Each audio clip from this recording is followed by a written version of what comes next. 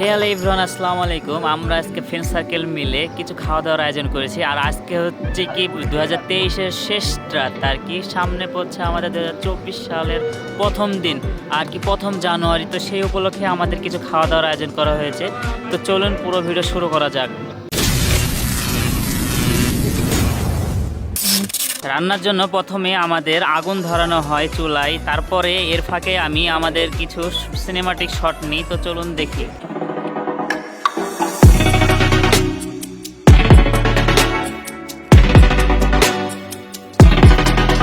এরপরে আঁখা ধরে গেলে এর উপরে কড়াই দিয়ে তার উপর তেল গরম করা হলে পেঁয়াজ মরিচ এখানে কিছুক্ষণ তেলে ভেজে নেওয়া হয়।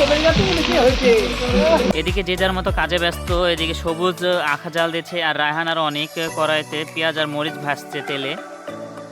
এদিকে পেঁয়াজ আর মরিচ ভাজা হয়ে গেলে এদিকে মশলা রেডি করা হয়। আপনাদের আগে জানিয়ে রাখি, এই খাওয়া দাওয়ার আয়োজনটা আমাদের বন্ধু সবুজের বাসায় করা হয়। আর ওর আম্মু আমাদের অনেক সাপোর্ট করে, না হলে আমরা এইভাবে রান্না করতে কখনোই পারতাম না। অনেক হেল্প করে আন্টি আমাদের।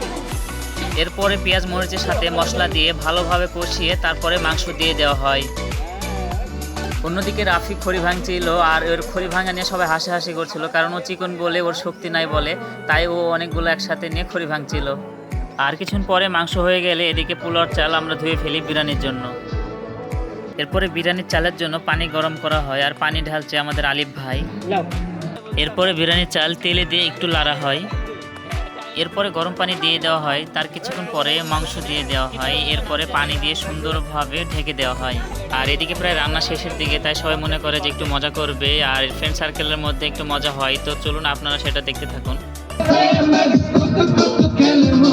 দেখবে সবাই চাইয়া আয় কুকুরি মাইয়া এরকম।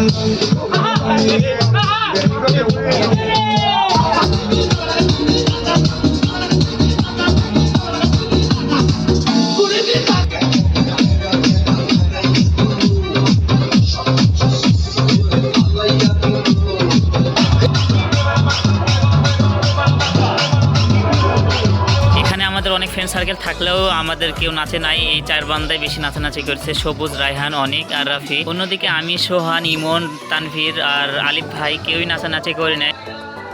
এরপরে আমরা একে একে সবাই খাওয়া দাওয়া শুরু করি। 2024 সাল সবার নিজ নিজ স্থান থেকে ভালো থাকুক। তো এতক্ষণ আমাদের সাথে থাকার জন্য অসংখ্য ধন্যবাদ। ভালো থাকবেন সে পর্যন্ত। আবারও আপনাদের সামনে অন্য কোনো ভিডিও নিয়ে হাজির হব। তো আল্লাহ হাফেজ।